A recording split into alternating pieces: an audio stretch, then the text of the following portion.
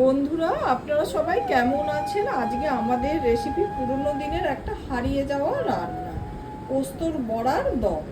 সঙ্গে থাকুন দেখার জন্য।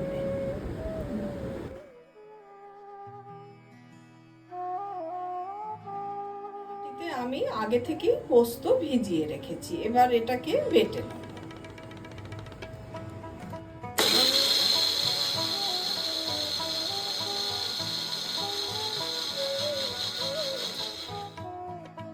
একটা বাটিতে অল্প করে ময়দা নিয়ে নিয়েছি, সেই ময়দার সঙ্গে এবার এই বেটে রাখা পোস্তটা মিলিয়ে নেব আমরা। স্বাদ মতো নুন দিয়ে দিলাম।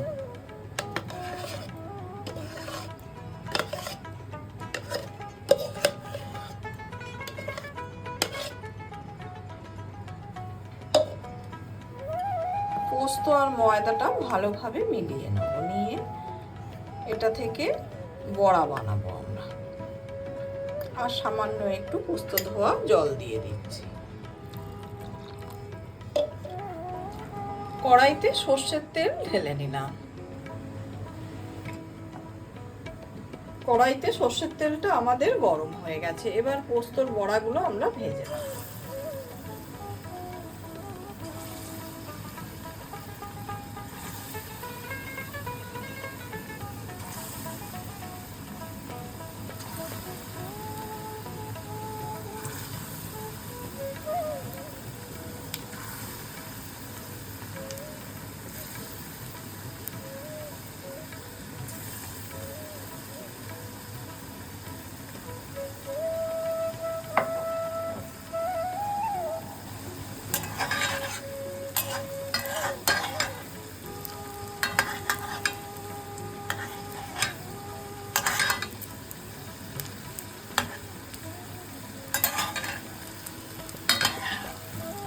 বড়াগুলোকে আমরা উল্টে পাল্টে ভেজে নেব।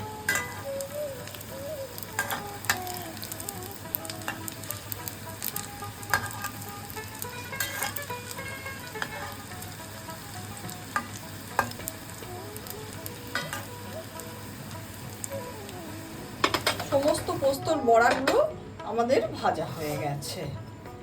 এবার আমি জিরে, শুকনো লঙ্কা আর হোল গরম মশলা আর একটা তেজপাতা ফোড়নে দিয়ে দিচ্ছি।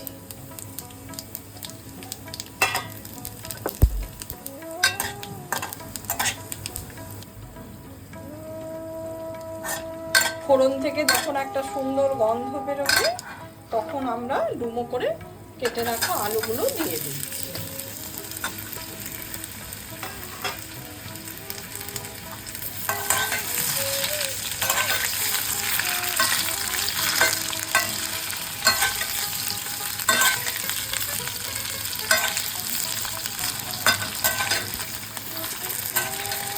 এদিকে আলুটা যখন বেশ কিছুটা ভাজা হয়ে যাবে, তখন আমরা পরিমাণ মতো নুন দিয়ে দেবো।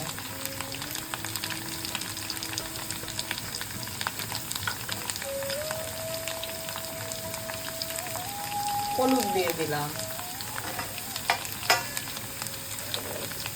যেহেতু নিরামিষ রান্না, তাই 1 চামচ চিনি দিয়ে দিলাম।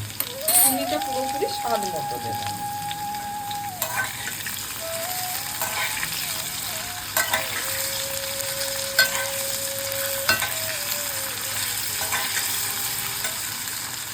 এবার আমি আদা বাটা দিয়ে দিলাম।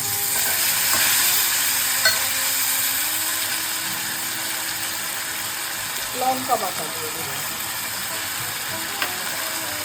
যেহেতু নিরামিষ রান্না, তাই বাটা মশলা করলে রান্নার স্বাদ কিন্তু বেশি ভালো হয়।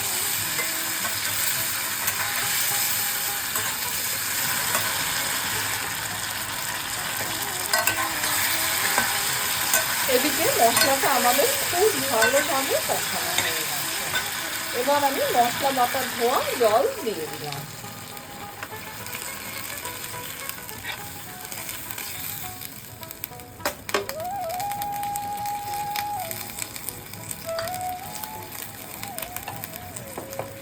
আরো কিছুটা মশলা বাটা ধোয়া জল দিয়ে দিলাম। এবার আমি ঢাকা দিয়ে দিচ্ছি আলুটা সেদ্ধ হওয়ার জন্য। প্রায় 10 মিনিট হয়ে গেছে, এবার আমি ঢাকাটা খুলে দিচ্ছি। আলুটা প্রায় সেদ্ধ হয়ে গেছে, মানে 50% হয়ে গেছে। এবার আমি ভেজে রাখা পোস্তর বড়াগুলো মিলিয়ে দিচ্ছি।